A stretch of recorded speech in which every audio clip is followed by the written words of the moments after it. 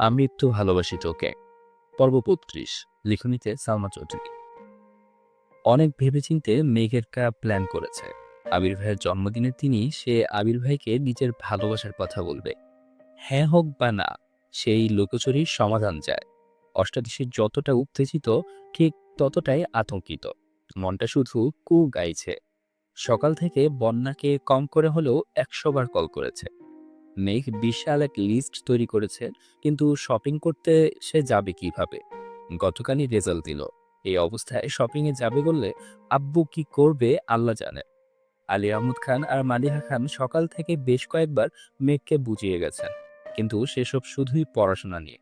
Shopping এ যেতে দিবে কি না, আবার যেতে দিলেও যদি আম্মু বা বড় আম্মুর সঙ্গে যায়, তাহলে তো আবির ভাইয়ের জন্য কিছুই নিতে পারবে না সে। বিকেলের দিকে আবারও বন্যাকে কল দিয়েছে। মেঘ কল দিয়ে বলল, আমি কি করব বল না প্লিজ। বন্যা বলল, তোকে তো বললাম তুই বাসা থেকে বের হলে আমায় জানাইস, আমি শপিং এ যাবো তোর সাথে। কিন্তু বাসায় বসে থেকে কি করব করিস না। বাসা থেকেই তো বের হতে পারবো না। বন্যা বলল, তাহলে একটা উপায় আছে, অনলাইনে অর্ডার করতে পারিস। সেটা কিভাবে করে? আমি তো কখনো করিনি। আমিও করিনি, কিন্তু আপু মাঝে মাঝে অনলাইনে কেনাকাটা করে, কিন্তু বিস্তারিত জানি না।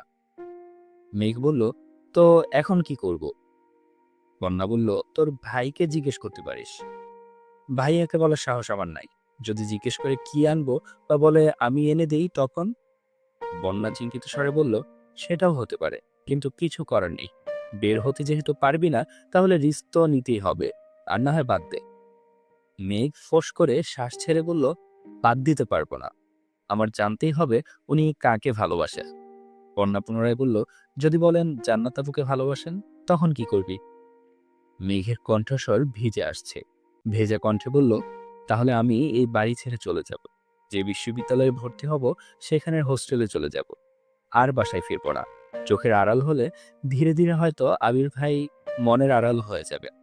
শেষ কথাটুকু বলে কান্না শুরু করে দিয়েছে। বন্যা কিছু বলার আগেই কল কেটে দিয়েছে মেঘ। রাত ১০টার দিকে মেঘ তানভীরের জন্য বেলকনিতে পায়চারি করছে। তানভীরকে কিভাবে কি বলবে সে শব্দগুলো সাজাচ্ছে, কিন্তু অনেকক্ষণ হয়ে গেছে তানভীর ফিরছে না। কিছু একটা ভেবে মেঘ আবিরের রুমের দিকে পা বাড়ালো। দরজায় দাঁড়িয়ে আস্তে করে বলল, আসবো?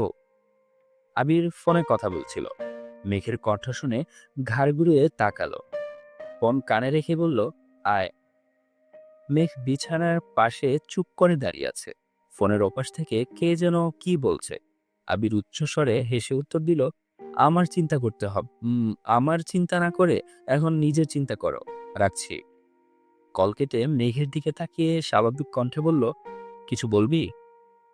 আবির কপাল কুঁচকে ভারী কণ্ঠে প্রশ্ন করল। আবির ভাইয়ের ফোনে বলা কথাটা মেঘের মাথায় ঘুরছে। এক মুহূর্তেই মনটা খারাপ হয়ে গেল। কার সাথে কথা বলছিল, কিসের কথাই বা বলছিল, মেঘ এসব ভাবনায় মগ্ন। আবির কপাল কুঁচকে ভারী কণ্ঠে প্রশ্ন করল, কি হয়েছে? কথা বলছিস না কেন? মেঘ নড়ে উঠল। শীতল কণ্ঠে বলল, অনলাইনে শপিং কিভাবে করে? মেঘের এমন প্রশ্ন শুনে আবির ভ্রজোড়া কপালে তুলে অবাক দৃষ্টিতে তাকালো। আবির ভেবেছিল এখনো হয়তো রেজাল্টের চিন্তায় মেঘ মন খারাপ করে আছে, কিন্তু সে যে রেজাল্টের চিন্তা থেকে বেরিয়ে শপিং করার কথা ভাবছে বা শপিং করতে চাচ্ছে, এতে আবির খুব খুশি হয়েছে। আবির ঠান্ডা কণ্ঠে বলল, কি লাগবে বল, আমি এনে দিব না। মেঘ মাথা নিচু করে জানালো, আমায় শিখিয়ে দিবেন প্লিজ। আবির নিজের ফোন থেকে কিছু টাকা মেঘের নাম্বারে দিয়ে শপিং এর সিস্টেম বুঝিয়ে দিয়েছে। মেঘ চলে যেতে নিলে আবির ভারী কণ্ঠে বলল, দাঁড়া। মেঘ দরজার কাছে গিয়ে দাঁড়িয়ে পড়েছে। আবির নিজের ওয়ালেট থেকে একটা ক্রেডিট কার্ড বের করে মেঘের দিকে এগিয়ে দিল। আবির পুরো কণ্ঠে জানালো, এই কার্ডটা আমার ছিল, আজ থেকে এটা তোর, যখন যা ইচ্ছে কিনতে পারিস। সাথে ক্রেডিট কার্ডের পিন নাম্বারটাও বলে দিয়েছে। আবিরের এমন কাণ্ডে মেঘ আশ্চর্য বনে গেল। জিভ দিয়ে ঠোঁট ভিজিয়ে বৃহৎ নয়নে আবিরের দিকে তাকিয়ে আছে। আবির বড় এক নিঃশ্বাস ছেড়ে ভ্রু গুটিয়ে বলল, এভাবে তাকাস না প্লিজ। মেঘ সঙ্গে সঙ্গে মাথা নিচু করে রুম থেকে বেরিয়ে যাচ্ছে। আবির নিশ্চুপ চেয়ে আছে তার প্রিয়তমার যাওয়ার পানে। আজ রাত ১২টায় আবিরের জন্মদিন। বন্ধুরা আবিরকে আটকে রেখেছে। আবির কখনো জন্মদিন পালন করে না। কিন্তু এত বছর কিন্তু এত বছর পর বন্ধুর জন্মদিনের সময় বন্ধুকে কাছে পেয়েছে। তাই সবাই মিলে প্ল্যান করেছিল। তানভীরকেও আগে থেকে সবকিছু জানিয়ে রেখেছিল। কাছের ৪ বন্ধু আর তানভীর বাদেও আরো ২০ জন বন্ধু আসছে। ওদের সাথে তেমন দেখা সাক্ষাৎ হয় না। আবিরের জন্মদিন উপলক্ষে সবগুলো প্ল্যান করেই আসছে। বিশাল বড় কেক, সাথে গিফট, পার্টি স্প্রে সব নিয়ে আসছে। ১২টা পর্যন্ত অপেক্ষা করা সম্ভব না বলে রাত ১০টার পরেই কেক কেটে ফেলেছে। বন্ধুদের হৈ হুল্লোড় শেষে সবাইকে নিয়ে রেস্তোরাঁয় গেছে। খাওয়া দাওয়া শেষে সবাইকে বিদায় দিয়ে আবির আর তানভীর বাসার দিকে চলে আসছে। ঘড়ির কাঁটা যখন ঠিক ১২টায়, তখন আবির আর তানভীর বাসায় ঢুকেছে। বাড়ির সবাই অনেক আগেই ঘুমিয়ে পড়েছে। খানবাড়িতে কখনোই কারো জন্মদিন পালন করা হয় না। তাই জন্মদিন আর অন্য দিনের মধ্যে তেমন কোনো পার্থক্য নেই বললেই চলে। হাতে বন্ধুদের কিছু গিফট নিয়ে আবির রুমের দিকে যাচ্ছে। তানভীরও রুমে চলে গেছে। আবির মেঘের রুমের সামনে এসে থমকে দাঁড়ালো। একবার তাকিয়ে দেখলো। নিচ থেকেও তাকিয়ে দেখেছে বেলকনিতে মেঘ ছিল না। দরজাও চাপানো, লাইটও অফ। প্রতিদিন অপেক্ষা করলেও আজ মেঘ ঘুমিয়ে পড়েছে। এটা ভেবে আবিরের মন কিছুটা খারাপ হলো। যত ব্যস্তই থাকুক না কেন, আবিরের মাথায় সব সময় থাকে বাসায় কেউ একজন তার অপেক্ষা করছে। ভাবতেও ভালো লাগে। তবে আজ তার ব্যতিক্রম ঘটল। আবির কয়েক মুহূর্ত থেমে আবার নিজের রুমের দিকে চলে গেল। এক হাতে গিফটগুলো নিয়ে অন্য হাতে দরজা ধাক্কা দিতেই আশ্চর্য নয়নে তাকালো।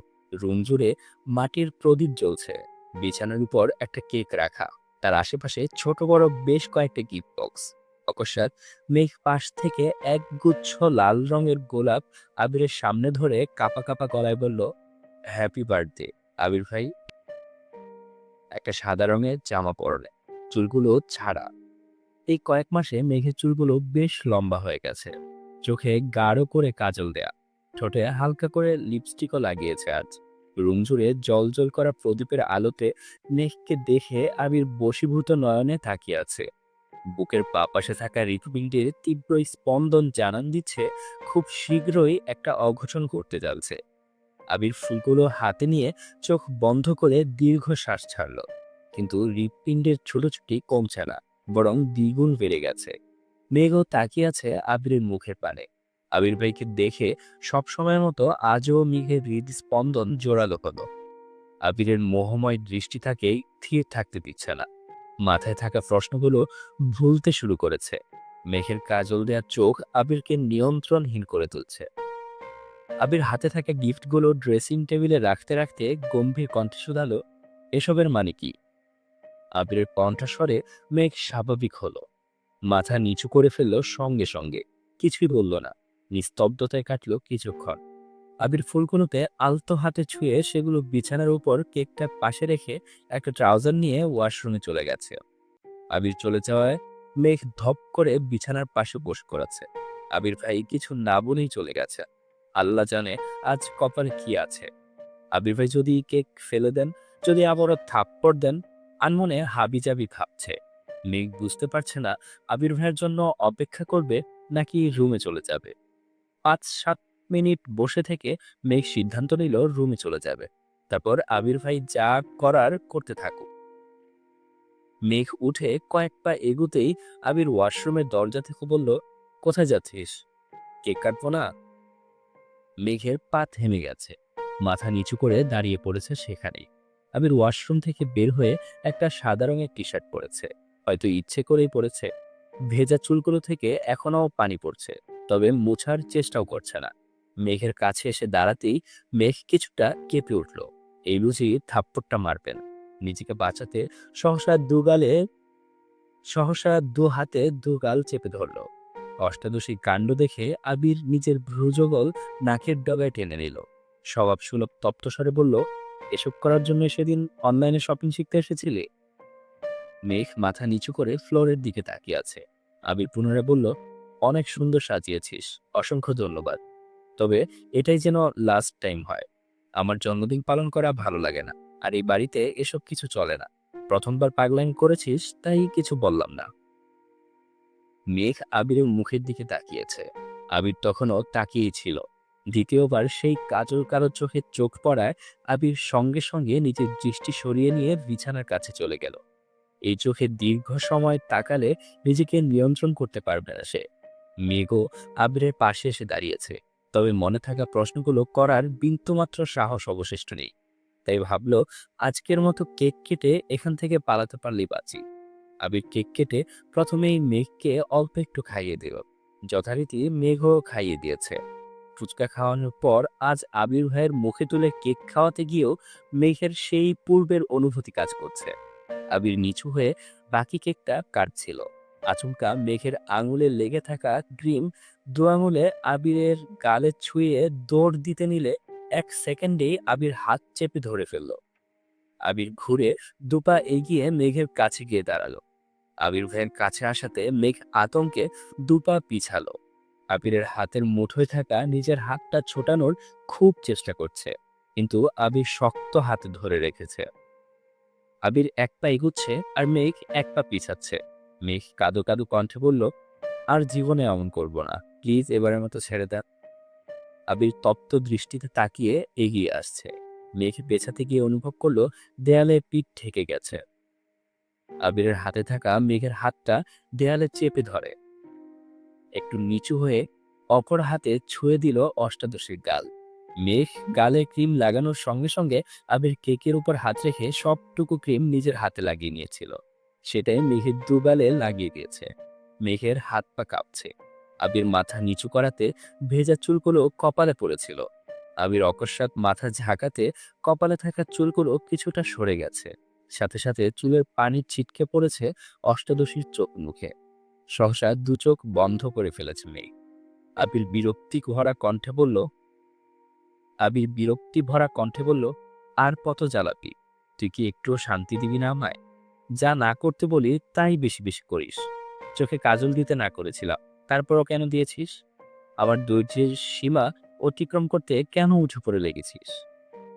আবির বুঝতে পারছে মেঘের নিঃশ্বাস বন্ধ হয়ে আসছে। আবিরের হাতে থাকা হাতটা খুব জোরে কাঁপছে। অষ্টাদশীর সম্পূর্ণ দেহ তীব্রভাবে কম্পিত হচ্ছে। আবির আপাদমস্তক দেখলো একবার। আবির মেঘের হাতটা ছেড়ে দুপা পিছিয়ে গেল। আবির দূরে সরাতে মেঘ যেন হাঁপ ছেড়ে বেঁচেছে। দীর্ঘ শ্বাস ছেড়ে নিজেকে কিছুটা স্বাভাবিক করে রুম থেকে ছুটে পালালো। আবিরও দরজা পর্যন্ত এগিয়ে গেল। ততক্ষণে মেঘ নিজের রুমে চলে গেছে। আবির বিছানায় বসে ফুলগুলো হাতে নিয়ে গন্ধ শুকে দীর্ঘ চুমু এঁকে দিল। হাত ধুয়ে এসে ধীরে ধীরে সবগুলো গিফট খুলে দেখল। অনলাইনে ছেলেদের জন্য যা যা পেয়েছে সবই নিয়ে নিয়েছে। সবগুলোই মোটামুটি সুন্দর ছিল। আবির জিনিসগুলো খুব সুন্দর করে গুছিয়ে রেখে ঘুমিয়ে পড়েছে। আজ শুক্রবার। সেই রাতের পর মেঘ আর আবিরের সামনে পড়ে। ভয়ে আতঙ্কে নিজেকে রুমের মধ্যে বন্দি করে রেখেছে। আপ্পুর সামনেও যায় না। দুপুরের দিকে যেই না রুম থেকে বের হতে যাবে তখনই আবিরের মুখোমুখি হলো। আবির নামাজের জন্য বের হচ্ছিল। মেঘকে দেখে থামল। মৃদুস্বরে বলল, নামাজ পড়ে রেডি হইস, একটা প্রোগ্রাম নিয়ে যাবে তোকে। মেঘ আস্তে করে বলল, কিসের প্রোগ্রাম? আবির ঠান্ডা কণ্ঠে উত্তর দিল, সেটা গেলেই বুঝতে পারবি। রেডি হয়ে বের হয়ে পড়িস, আমি বাহিরেই থাকবো। মেঘ আর কিছু বলল না। আবির টুপি মাথায় দিতে দিতে বাসা থেকে বেরিয়ে পড়েছে। আবিরের কথা মতো নামাজ পড়ে মেঘ একটা গর্জিয়াস ড্রেস পরে সুন্দর করে সেজেছে। তবে আজ ভুল করেও সে কাজলে হাত দেয়নি। ঘন্টা দুয়েক পর মেঘ রুম থেকে বেরিয়েছে। বিকেলবেলা ড্রয়িং রুম সবসময় ফাঁকাই থাকে। তাই কারো কোনো প্রশ্নের সম্মুখীন হতে হয়নি তাকে। বাসা থেকে বের হয়ে কিছুটা যেতেই চোখে পড়ল আবির ভাই দাঁড়িয়ে আছে। প্রতি শুক্রবারের মতো আজও পাঞ্জাবি পরেছে, তবে আজকেরটা একটু গর্জিয়াস। মেঘ কাছাকাছি আসতেই আবির মৃদু হেসে বলল, মাশাল্লাহ, অনেক সুন্দর লাগছে তোকে। মেঘ মাথা নিচু করে বিড়বিড় করে বলল, আপনাকে অনেক সুন্দর লাগছে। আবির কথাটা শুনে নিঃশব্দে হেসে হেলমেট পরে নিল। তারপর মেঘকেও নিজের হাতে হেলমেট পরিয়ে বাইক স্টার্ট দিল। 30 মিনিটের রাস্তার জ্যাম পেরিয়ে 1 ঘন্টা 30 মিনিটে পৌঁছেছে। 30 মিনিটের রাস্তা জ্যাম পেরিয়ে 1 ঘন্টা 30 মিনিটে পৌঁছেছে। বাইক পার্ক করে মেঘকে নিয়ে ঢুকলো একটা কমিউনিটি সেন্টারে। মেঘ কিছু জিজ্ঞেস করতে গিয়েও ভয়ে জিজ্ঞেস করতে পারছে না। তাই বাধ্য মেয়ের মতো আবিরের পিছন পিছন গেট পেরিয়ে ভেতরে ঢুকলো। কিছু দূর যাওয়ার পরই চোখ পড়লো স্টেজের দিকে। অসংখ্য ফুল দিয়ে সাজানো সুন্দর একটা স্টেজে লাল লেহেঙ্গা পরে বউ বেশে বসে আছে এক সুন্দরী। অসংখ্য ফুল দিয়ে সাজানো সুন্দর একটা স্টেজে লাল লেহেঙ্গা পরে বউ বেশে বসে আছে এক সুন্দরী। ওনার পাশে জামাই সেজে এক সুদর্শন পুরুষ বসে আছে। ফটোগ্রাফার বিভিন্ন স্টাইলে তাদের ছবি তোলায় ব্যস্ত। মেঘ স্টেজের দিকে তাকিয়ে সেই দৃশ্য দেখে চমকে উঠে বলল, জান্নাত আপু। আবির মেঘের দিকে তাকিয়ে কিছু না বলে শুধু মুচকি হাসলো। মেঘ আবিরের দিকে একবার দেখছে, আবার জান্নাত আপুর দিকে। উত্তেজিত কণ্ঠে পুনরায় শুধালো, সত্যি কি জান্নাত আপুর বিয়ে? আবির স্বাভাবিক কণ্ঠে উত্তর দিল, হ্যাঁ। মেঘ আনমনে বলল, হঠাৎ? আবির হাসি মুখে জবাব দিল, হঠাৎ না, বিয়ে অনেকদিন আগে থেকে ঠিক ছিল। মেঘ আশ্চর্য নয়নে তাকিয়ে আছে। এতদিন জান্নাত আপুকে নিয়ে কতই না সন্দেহ করলো, কত উল্টাপাল্টা কথা ভাবলো। হাজার চেষ্টা করে এত মাস আবির ভাইয়ের প্রতি নিজের অপ্রকাশিত ভালোবাসা মনের ভেতর চাপা দিয়ে রেখেছিল শুধু জান্নাত আপুর জন্য। আবির ভাইয়ের সঙ্গে জান্নাত আপুকে জড়িয়ে কত বাজে চিন্তাই না করে এসেছে, এমনকি তাদের বিয়ে পর্যন্ত ভেবে নিয়েছিল। অথচ কি হলো, জান্নাত আপুর বিয়ে হচ্ছে, তাও অন্য কারো সঙ্গে। এই ঘটনা স্বাভাবিকভাবে মেনে নেয়া অষ্টাদশীর পক্ষে অসম্ভব। হাবিজাবি ভাবতে ভাবতে মেঘের হঠাৎ মনে হলো পুরনো সেই কথাটা। আবির ভাইকে জিজ্ঞেস করেছিল, আপনি কি জান্নাত আপুকে তৎক্ষণাৎ আবিরের দেয়া থাপ্পড়টা মনে পড়তেই মেঘ কিছুটা কেঁপে উঠল। মনে মনে ভাবছে, আবির ভাইয়ের সাথে যখন জান্নাত আপুর কিছু ছিলই না, তাহলে এতদিন এটা ক্লিয়ার করে বলেননি কেন আমায়? অবশ্য বলবেনই বা কেন? উনি কি আর আমার অনুভূতি বুঝেন? থাপ্পড় না দিয়ে সেদিন এটাও তো বলতে পারতেন, আপুর জীবনে কেউ আছে, বা আপুর বিয়ে ঠিক। বড় আম্মু যখন আবির ভাইকে জান্নাত আপুর কথা বলেছিলেন, তখনও তো বলতে পারতেন। তাহলে তো আমি এত দুশ্চিন্তায় থাকতাম না। কিন্তু সেই দিনও উনি টু শব্দ করলেন না। শুধু শুধু 4টা মাস বৃথা গেল আমার। না মেডিকেলে চান্স পেলাম, আর না আবির ভাইকে পেলাম। আবিরের দিকে একবার দেখলো, তারপর মন খারাপ করে মেঘ বলল, আপুর যে বিয়ে ঠিক, এটা আপনি এতদিন বলেননি কেন? আপুর যে বিয়ে ঠিক, এটা আপনি এতদিন বলেননি কেন? আবির ঠোঁট বেঁকিয়ে হাসলো। তারপর গম্ভীর কণ্ঠে বলল, বললে আর কোথাও চান্স পাইতিস না। এমনিতেই তো বেশিরভাগ সময় ভিন গ্রহে বসবাস করিস। বললে যে কি হতো, আল্লাহ ভালো জানেন। অকস্মাৎ কেউ একজন আবিরকে উদ্দেশ্য করে তপ্ত স্বরে বলে উঠল, এতক্ষণে আসার সময় হয়েছে তোর? কখন আসতে বলছিলাম তোকে? আবির সেদিকে তাকিয়ে সহজ কণ্ঠে বলল, তোর স্পেশাল গেস্টকে নিয়ে আসছি, একটু তো সময় লাগবেই। স্পেশাল গেস্টের কথা বলেছিস বলে বেঁচে গেলি। সহসা মেঘের উদ্দেশ্যে বলল, ওয়েলকাম ম্যাম। মেঘ ঘাড় ঘুরিয়ে তাকালো। ভূত দেখার মতো চমকে উঠে বলল, ভাইয়া আপনি? রাকিব সশব্দে হেসে উত্তর দিল, ইয়েস ম্যাম। আবির ভ্রু কুঁচকে প্রশ্ন করল, ওনারা কোথায়? রাকিব হাসি মুখে বলল, খেতে বসেছেন, তোদের জন্য অপেক্ষা করতে চাইছিল, কিন্তু আমি জোর করে বসালাম। আমি ওখানেই ছিলাম, লিমন বলল তোরা আসছিস, তাই আসলাম। চল স্টেজে যাই। আবির ভারী কণ্ঠে বলল, আরে না, ওরা ছবি তুলছে, একটু সময় দেয়া দরকার, পরে যাবো না। মেঘের মাথায় কিছুই ঢুকছে না, হচ্ছেটা কি। সে আশেপাশে তাকাচ্ছে, একবার স্টেজ দেখছে, আর একবার দুই বন্ধুর কথোপকথন শুনছে। রাকিব আবিরের হাত ধরে উচ্চস্বরে বলল, কিসের পরে? আয় বলছি। এই কথা শুনে স্টেজে থাকা জান্নাত ঘাড় ঘুরিয়ে তাকালো। মেঘ আর আবিরকে দেখে হাসি মুখে ডাকলো, মেঘ এদিকে আসো। ভারী লেহেঙ্গা পরে হাঁটতে পারছে না, তাই মেঘকে ডাকছে। রাকিব টানছে, আবির যাচ্ছে না দেখে স্টেজ থেকে দুজনই এবার ডাক শুরু করেছে। জান্নাত বলে উঠল, ভাইয়া আপনি আসবেন নাকি ভাইয়া আপনি আসবেন নাকি আমাকে আসতে হবে? এই মেঘ আসো। আবির, মেঘ আর রাকিব তিনজনই স্টেজে উঠল। মেঘ জান্নাত আপুর কাছে যেতেই আপু এগিয়ে এসে মেঘকে জড়িয়ে ধরে বলল, কেমন আছো আপু? মেঘ এখনো ঘোরের মধ্যে আছে। হাসার চেষ্টা করছে, কিন্তু হাসি আসছে না। জেনে বুঝে কত অবহেলা করেছে আপুকে, এটা ভেবেই মেঘের খারাপ লাগছে। আস্তে করে বলল, আলহামদুলিল্লাহ ভালো। আপনি কেমন আছেন? জান্নাত মিষ্টি করে হেসে উত্তর দিল, আলহামদুলিল্লাহ। তুমি একদিন আমার পছন্দের মানুষ সম্পর্কে জানতে চেয়েছিলে না? উনি আমার সেই পছন্দের মানুষ। আলহামদুলিল্লাহ ওনার সঙ্গে আমার বিয়ে হচ্ছে। এদিকে আবির উঠতেই নতুন জামাই আবিরকে জড়িয়ে ধরে বলল, এত ভাব কিসের তোর? সকাল থেকে কম করে হলেও 100 কল দিয়েছি। তোর আমার সাথে আসার কথা ছিল, আর তুই এতক্ষণে আসলি। আবির কিছু বলার আগেই রাকিব বলে উঠল, তোমাদের আবেগ অনুভূতি পরে প্রকাশ করো। আগে আমি আমার স্পেশাল গেস্টের সাথে পরিচয় করিয়ে দিই। মেঘের দিকে তাকিয়ে রাকিব হেসে বলল, ম্যাম, এ হলো আমার একমাত্র বোন জান্নাতুল ফেরদৌস জান্নাত। আপনি তাকে খুব ভালোভাবেই চেনেন। আর উনি হলেন আশরাফুল ইসলাম আসিফ। মেঘের বিস্ময় যেন কমছেই না। রাকিব ভাইয়ের আপন বোন জান্নাত আপু, অথচ এতদিনে একটা বার কেউ বলেওনি। এ কোন দুনিয়ায় আছে সে? আশরাফুল ইসলাম আসিফ মেঘের দিকে চেয়ে হালকা করে হেসে বলল, কেমন আছেন মিস মাহদিবা খান? নিজের পুরো নাম শুনে মেঘ অবাক চোখে তাকিয়েছে আসিফের পানে, আর ভাবছে, আমার নাম উনি কিভাবে জানেন?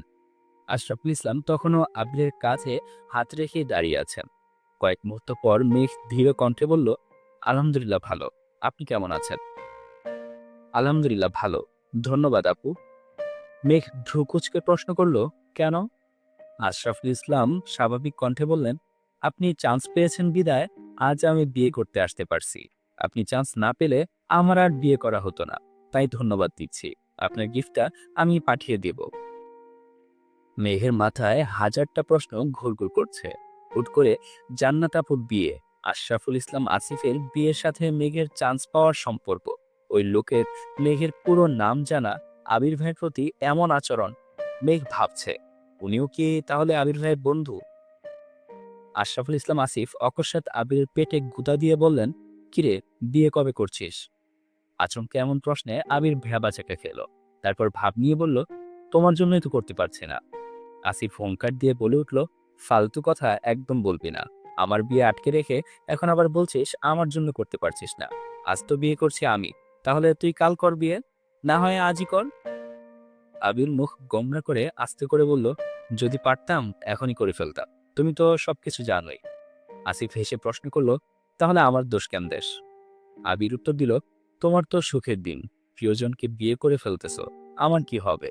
তোমার উপর দোষ দিয়েও যদি মনটাকে সান্ত্বনা দিতে পারি। তারপর আসিফ কানে কানে আবিরকে কি যেন বলল।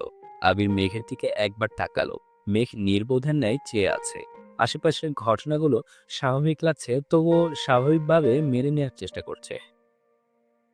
আশেপাশের ঘটনাগুলো অস্বাভাবিক লাগছে, তবুও স্বাভাবিকভাবে মেনে নেওয়ার চেষ্টা করছে।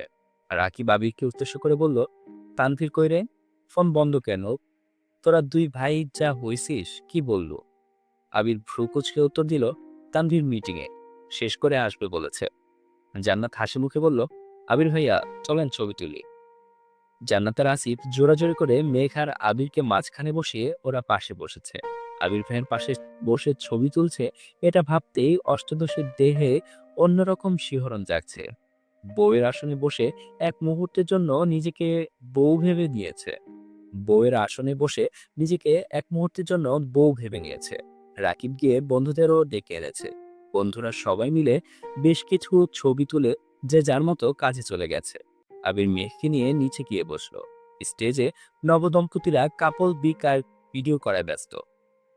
মেঘের হাতে জুস দিয়ে আবির মেঘের পাশে বসলো। মেঘ এক চুমুক জুস খেয়ে আবিরকে উদ্দেশ্য করে প্রশ্ন করলো, জান্নাত আপু রাকিব ভাই আর বোন, এটা এতদিন বলেননি কেন? আপুর যে বিয়ে ঠিক, এটা কেন বললেন না? আর আপুর হাজবেন্ড কি আপনার বন্ধু? মেঘ মেঘ একদমে প্রশ্নগুলো করলো। আশেপাশে কেউ নেই। মেঘের মনে জমে থাকা প্রশ্নগুলো বাঁধ ভেঙে বেরিয়ে আসতে চাইছে।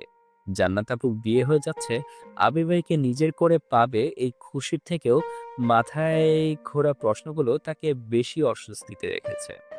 আবির শক্ত কণ্ঠে বলা শুরু করলো, রাকিবের বোন বলে জান্নাতকে বাসায় নিলে প্রতিটা মানুষ ধরে নিত তার সাথে আমার কোনো সম্পর্ক আছে।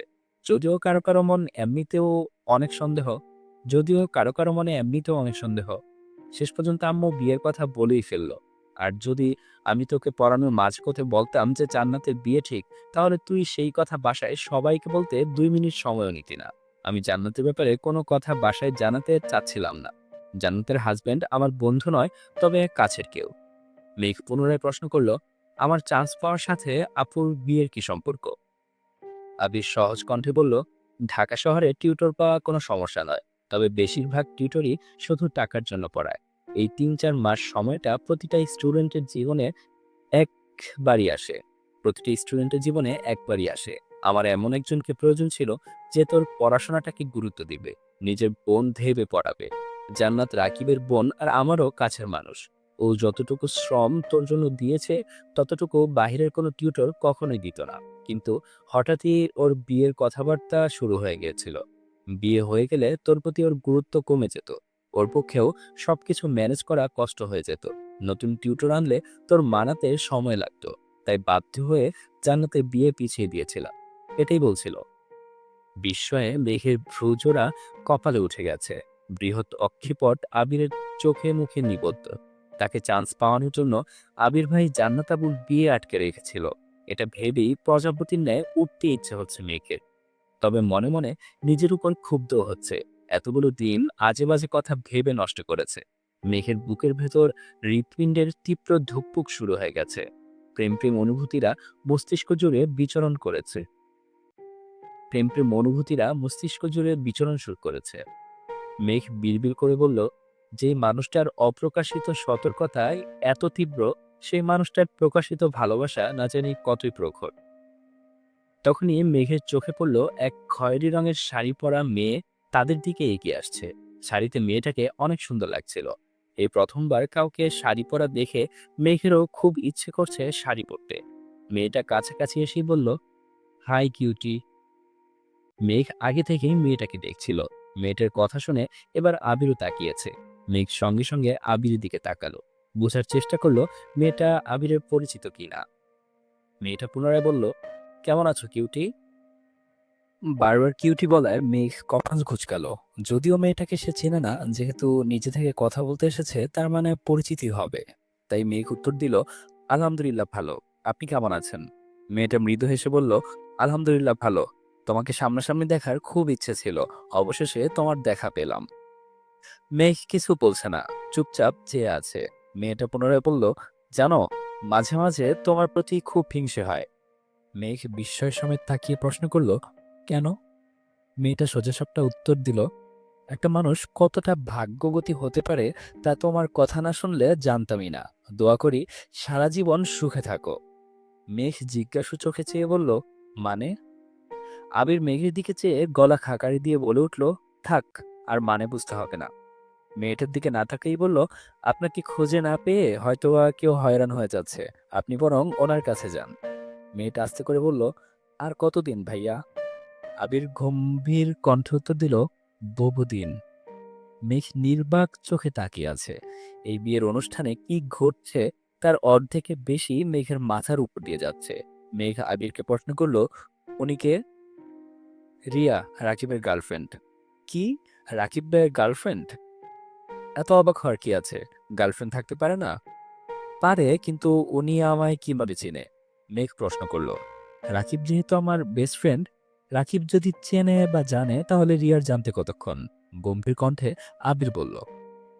মেঘ আর কথা বাড়ালো না। আজকে তার শখ খাওয়ারই দিন। একটু পরপর একটার পর একটা শখ খাচ্ছে। হুটহাট এক একজন এক এক কথা বলছে, যাদের কাউকেই মেঘ চিনে না।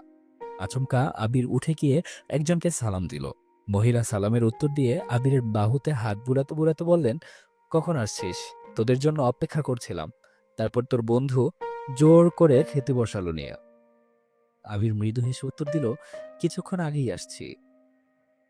একটা 15 বছরের মেয়ে আর একটা 19 বছরের ছেলেও ছিল ওনার পেছনে। মেয়েটা আচমকা বলে উঠল, ভাইয়া, ভাবি কোথায়? মেয়েটার দেখা দেখি ছেলেটাও বলল, তুমি না বলছিলা ভাবিকে নিয়ে আসবা, ভাবি কোথায়? আবির চোখ রাঙিয়ে ভারী কণ্ঠে বলল, আরেকবার যদি ভাবি বলে সম্বোধন করিস তাহলে তো তোর খবর আছে। আপু বলবি, মনে থাকবে? দুজনেই মাথা নেড়ে সম্মতি জানালো। মহিলা আবিরকে উদ্দেশ্য করে বলল, দিবা আসেনি?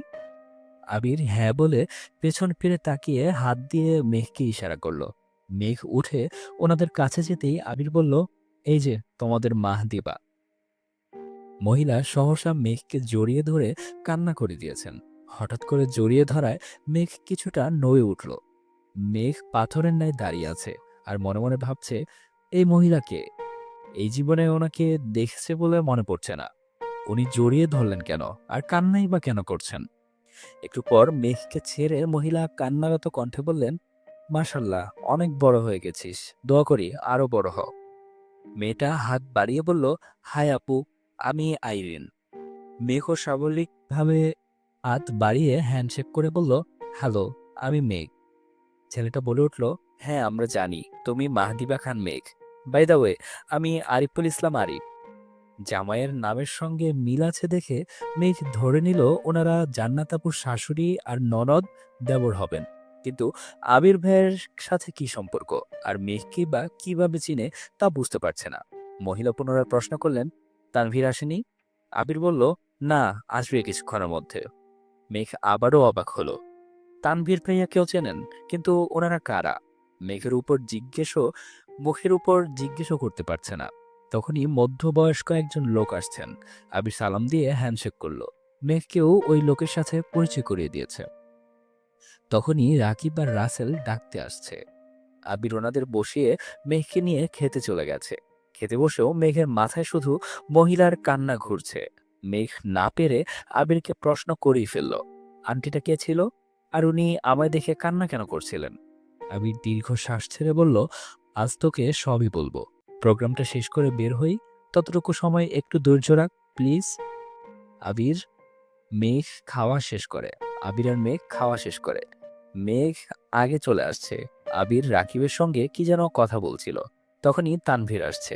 মেঘকে দেখেই প্রশ্ন করলো, খেয়েছিস? মেঘ মাথা নেড়ে হ্যাঁ বলল। তানভীর পুনরায় বলল, এই যে তোর জান্নাতাপুর বিয়ে হয়ে যাচ্ছে, এমনভাবে তোকে বিয়ে দিয়ে দিলে কেমন হবে? এই কথা শুনেই মেঘের অক্ষিপট ভিজে আসছে। জান্নাত আবুর বিয়ে হয়ে যাচ্ছে, রাকিব ভাইয়ার কতই না কষ্ট হচ্ছে। সারা জীবনের জন্য সবাইকে ছেড়ে চলে যাবে। আজকের পর থেকে তো ওনার বাড়িতেই উনি মেহমান হয়ে আসবেন। মেঘকে বিয়ে দিলে এভাবে বাড়ি ছেড়ে চলে যেতে হবে, এটা ভাবতেই কান্না পাচ্ছে মেঘের। বোনের কান্না দেখে তানভীর মেঘের মাথায় হাত বুলিয়ে হাসতে হাসতে বলল, দূর পাগলি, তোকে বিয়ে দিও না, আর দিলেও আমাদের বাড়িতেই রাখবো, চিন্তা করিস না। তখনই আবির আসছে। তানভীরের দিকে তাকিয়ে রাগী স্বরে প্রশ্ন করল, কি বলছিস ওরে? কাছে কেন? তানভীর আস্তে করে বলল, এমনি দুষ্টামি করছি। আবির রাগে কটমট করছে। মেঘের চোখ থেকে এক ফোঁটা পানি পড়লে আবিরের পায়ের রক্ত মাথায় উঠে যায়। মেঘকে কাঁদতে দেখলে আবিরের হৃদয়ে আঘাত লাগে। এমনিতেই মেঘ আবেগী, হুটহাট কান্না করে। তার উপর কেউ ইচ্ছেকৃত কাঁদালে আবিরের খুব রাগ হয়। স্টেজ থেকে আরিফ ডাকছে। তানভীর চলে গেছে। আবির মেঘকে নিয়ে একটু পরে গেছে। রাকিবের বাসার লোক, অফিসদের, আসিফদের বাসার সকলে আবির, মেঘ, তানভীর সবাইকে নিয়ে ছবি তুলেছে। ছবি তোলা শেষে তানভীর রয়ে গেছে। জান্নাতের বিয়ে উপলক্ষে আনা স্বর্ণের গলার হারটা আবির মেঘকে দিয়ে দিয়েছে। তারপর সবার থেকে বিদায় নিয়ে বেরিয়ে পড়েছে। আসার সময়ও সেই মহিলা মেঘকে জড়িয়ে ধরে কান্না করেছেন। জোর করে ২,০০০ টাকা দিয়ে মেঘের মাথায় হাত বুলিয়ে দিয়েছেন। প্রতি সপ্তাহে বন্ধুরা মিলে যেখানে আড্ডা দেয়, আজ মেঘকে নিয়ে আবির সেই জায়গাতেই এসেছে। কিছুক্ষণ আগেই সন্ধ্যা নেমেছে। দুটো চেয়ার সাইডে রেখে মেঘকে বসিয়ে দোকান থেকে একটা আইসক্রিম এনে মেঘকে দিল। মেঘ ধীর কণ্ঠে বলল, আমি আইসক্রিম খাবো না, আমাকে বলুন উনি কে, আমাদের সাথে ওনার কি সম্পর্ক, আর উনি বারবার কাঁদছিলেন কেন? আবির ভারী কণ্ঠে বলল, বললাম তো সব বলবো, আগে তুই আইসক্রিমটা খা। মেঘ আইসক্রিম খাচ্ছে ঠিকই, কিন্তু তার পূর্ণ মনোযোগ আবির ভাইয়ের চোখে মুখে। মাথায় থাকা প্রশ্নের ভিড়ে আইসক্রিমটাও ঠিকমতো খেতে পারছে না, কিন্তু আবির ভাই সামনে বসে থাকাতে বাধ্য হয়ে খেতে হচ্ছে। তো এ পর্যন্ত ছিল পর্ব ৩২। পরবর্তী পর্বগুলো খুব তাড়াতাড়ি আসবে। ততক্ষণ সবাই ভালো থাকবেন, সুস্থ থাকবেন। আল্লাহ হাফেজ।